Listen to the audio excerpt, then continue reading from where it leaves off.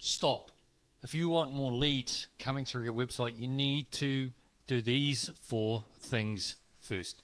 Hey, my name is Paul Easton, and I've been in the digital marketing space for over 20 years. And I've seen a lot of campaigns go really well. We took a company from 3 million to 6 million in 6 months. And I've seen other campaigns fail badly because they didn't take these into account. And some of them mildly worked, but they could have worked a lot better.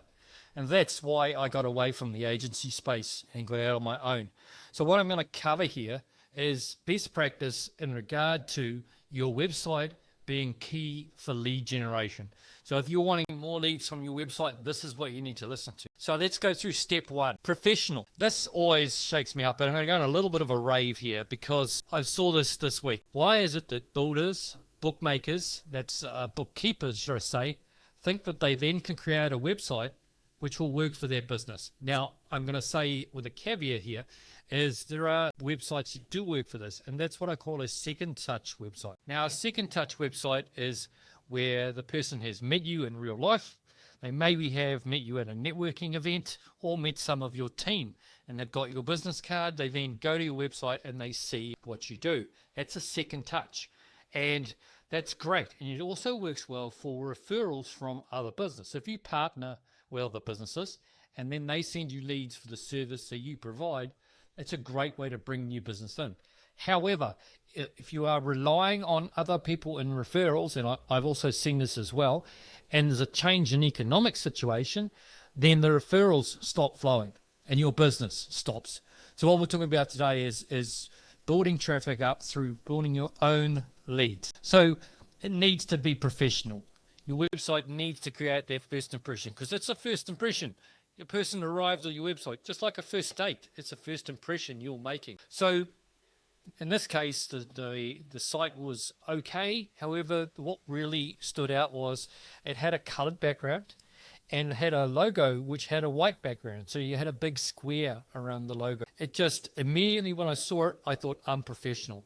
And on top of this, at the same time, the communication method was at a Gmail address. So there's 2 for 1. You look cheap, you look small, and you don't look reliable. So that is my first impression of this website. And if you're going to run any advertising to your site, then that's an outsider's first impression. And I even got a discussion with an agency owner who when he first started, he built his own website and he couldn't get it to convert into actions. No one trusted him. So that's what you need the professional look for. Now, you don't need a $20,000 website. You just need a professional look and feel. So the next one is I want to remove distractions. And this is on another case study too. I had a website which I was doing some work for, and we put heat mapping tracking software on the site.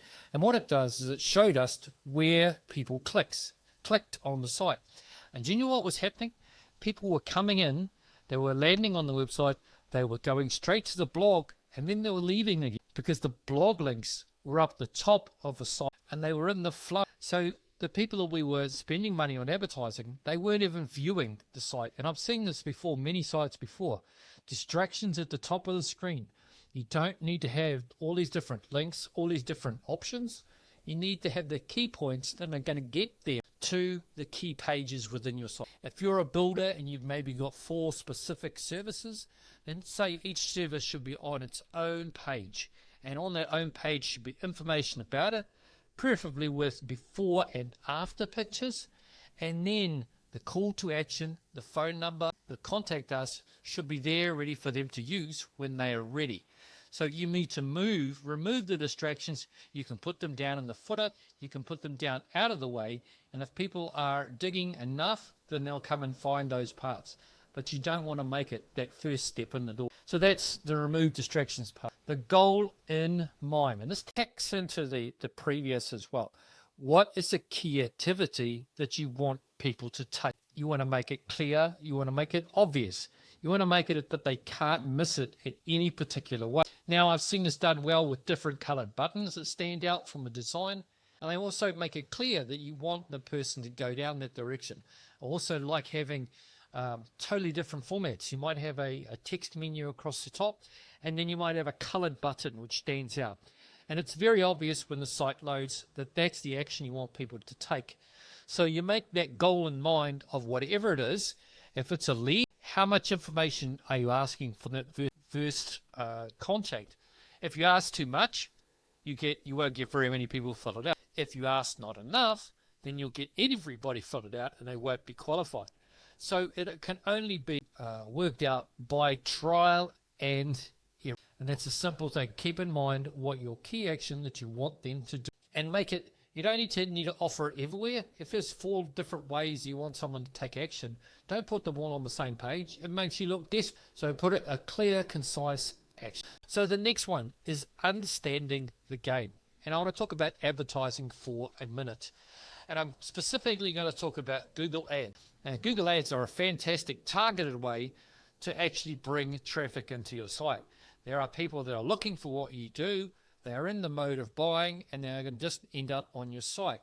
But the key element is it's changed. You know, in the past, big TV advertising had to spend months planning and creating the images and creating all the images. Even when printed, they've got to spend all this time doing the printed documentation and then it goes out. In the moment, it's switched down the other way. In half an hour, I can set up a Google Ads campaign, get it started. But it's going to be your measurement on the other end, which is going to define what changes. So it changes what it's in motion rather than the other method, which gets all the work at the start, and you can't do anything at the back end afterwards. So understand the game. If you're going to do anything in the Google Ads space, expect to run it for 3 months at least. Your first month is discovery. You're discovering what people are putting in. You're discovering what search terms people are putting in Google. You're discovering what the conversion rate, how many people take action on your site. And I'll be blunt and honest here, you'll probably lose money on that first. It's something one of my old bosses said to me. He said, it's testing. And testing takes money and it takes investment and it takes time. So expect that on the first. Now, in the second month, you're starting to hone down what actually works. Starting to work out what people are putting in. You're starting to work out how many people are taking the action, how many steps you want them to take. All those different things are in the second.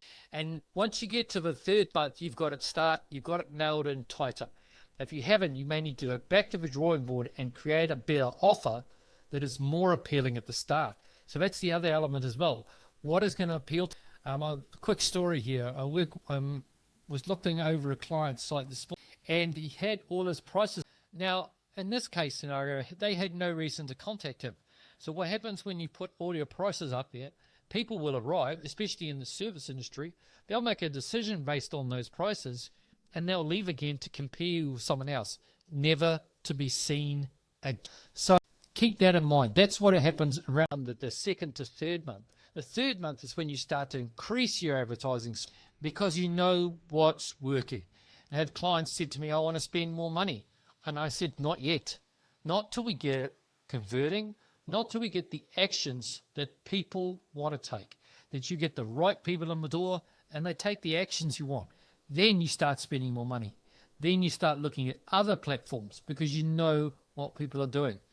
Also, what I've done in the past is I've taken an offline advertising, something that was in the newspaper, and I've turned that into an ad. And that works really well, especially across Facebook and other platforms. So we've covered the 4 different elements you need to look at before you start advertising. And I do these videos to hopefully save you money. If you're going to start advertising, I want you hopefully to use it in the right place, get the most leads out of it, get the most highly qualified leads out of it that turn into business. If you want to find out more about me, I've got a mini course in the description which shows how you should work these details out on your own website and what to look for. Check it out below and hopefully we catch up at a later date. Bye for now, and I hope you've got something out of this.